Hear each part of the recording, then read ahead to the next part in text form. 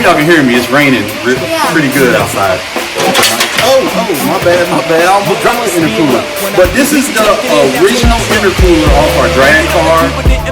So it's only right that I do it like this. When I stop to reminisce, not a whole lot to miss about my past life. Last night I almost went and flipped. Fast like flashlights, all I see is blindness. Running so hard to get away from what's behind us. Travel the world and all along you still loving me. Hindsight, I lost sight of what's really in front of me. I got a good thing going on. Got a good thing going on. Got a good thing going on. Got a good thing going on. I got a good thing going on. Yeah, I got a good thing going on. Yeah, I got a good thing going on. Got a good thing going on. Yeah, not quite high school. Hey, welcome to Peanuts Automotive Adventures. That's Peanut, I'm James. Peanut Automotive Adventures, where every day is an automotive adventure, especially in the honeycomb hideout, right? So, before we get into today's video, we want to give an official shout out to our sponsor, thegraphicsspotva.com. The website's going to be right there.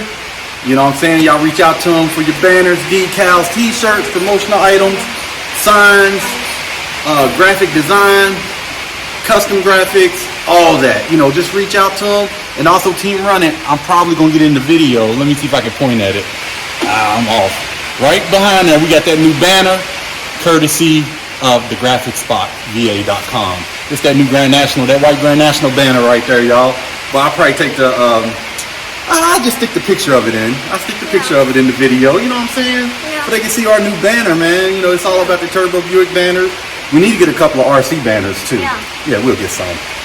All right, today's video is on what is one special, well, it ain't one special part, but it's one important piece that separates the hot air turbo Buicks from the cold air turbo Buicks. It's a couple of pieces, but we're going to talk about the main ingredient today, and that is, Peanut, what's this right here? I'm going to pick it up for him. What is this right here? The intercooler. Right here, the intercooler. This, hold on, let me put it back. I know you want to hold it. Here, just help me stand it up right there.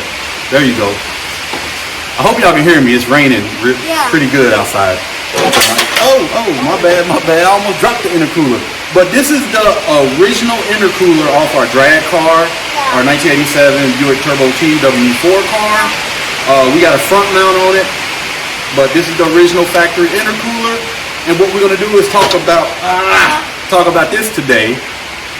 You know, this is what really put the, the Turbo Buick, in that performance range.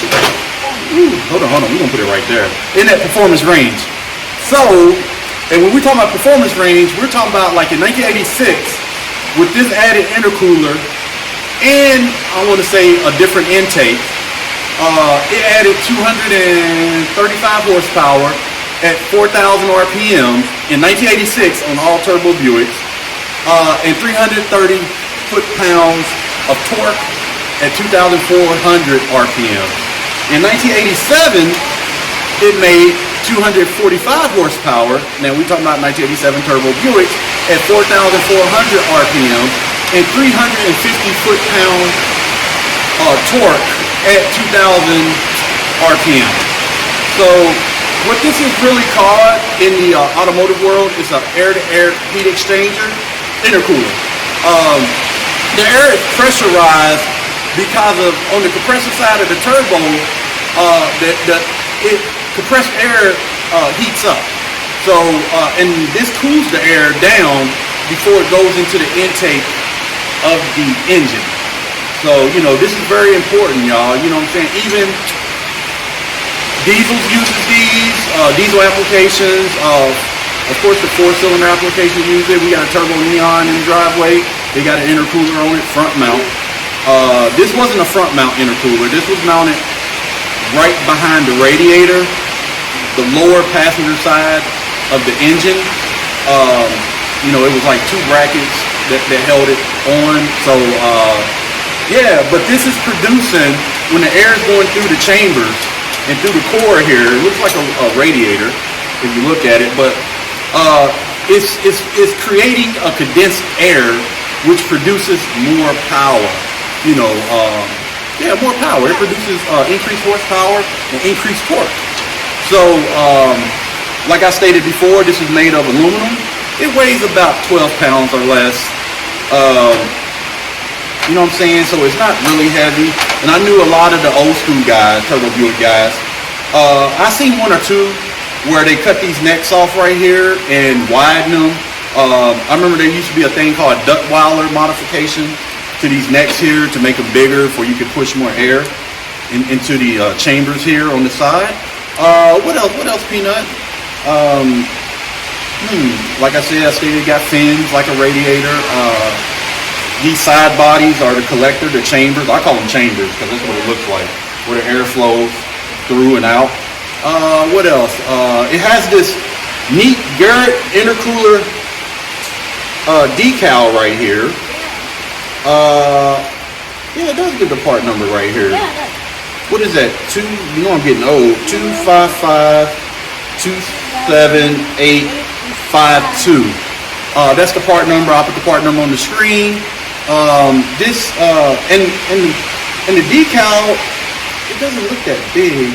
No, it ain't that big, but it's 2.5 by 1 1/4 inch. You know, the decal. You know, so you know that it's the original decal from Garrett.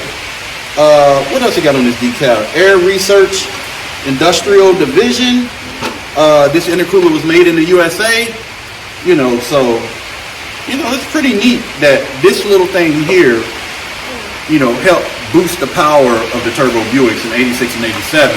Of course, underneath that, right here, underneath the car cover, is our hot air car, which doesn't have this. It's just straight turbo, straight to the intake.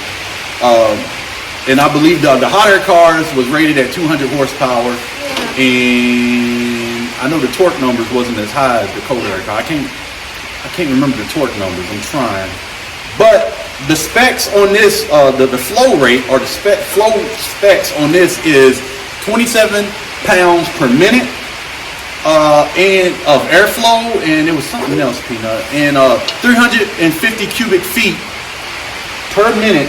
It was per minute that this thing could flow. But there, of course, there was better ones out there, like the front mounts, and you know. But on GNX 548 right here, we still got this installed. There was I want to say, what is that turbo company called? Precision, I believe, made a front mount longer. It was longer, a couple inches longer. It was a Precision intercooler turbo. Stock location Precision intercooler turbo. So in the intercooler, not turbo. Yeah. Sorry, Team Running. I'm getting all tongue twisted and tongue tied. And also behind this, on the factory cars, there was a little fan that was behind this to help cool it. And then you had a scoop here. I don't have our scoop on us, but there was a scoop in the front. Let me turn it around. In the front, held on by self-tapping screws. And the scoop was underneath the car, and it would channel the air up into the core, across the core, to help cool it. Now, I really don't know the cooling efficiency numbers, but I think on my laptop I got some data saved. I'm sorry, y'all. I got some data saved on the performance ones. I believe I got that data off of one of the turbobuicks.com. Or it was Turbo Regal, one of those websites I got that data from, and I don't remember the temperature efficiency data on these, but you know, but this is it. It's like we said, it's the original one off the drag car. Excuse me, and we kept it. You know, it's laying on the shelf over here. We thought that this would make for a good video to talk about this, because a lot of people don't understand, you know, what an intercooler does. And I also got another part on here. What is that? I don't know what that is. CM1-01M20. Let's see what else he got on this thing. But yeah, we're going to make this a nice short video. We just wanted to show you guys the 1986 In 1987 turbo Buicks, this was added to it to make it, you know, perform better, produce more horsepower and torque. Now, one thing that Buick did make me mad about, I love Buick, right? I love Buick for creating these cars here. But I want to say in 1983, 1984, Ford intercooled the Ford Mustang SVO with a little 2.3 liter Ford. So I'm looking at GM like, why come y'all didn't do that in 84, 85? You know what I'm saying? I'm like, come on now. So Team Run It, tell me, you know, what year, I think it was 83 or 84, did they first intercool the Ford Mustang SVO, 2.3 liter? And if there are any other cars that came intercooled the pre-1986, 1987 years, you know, just let me know in the comments, you know, below, right?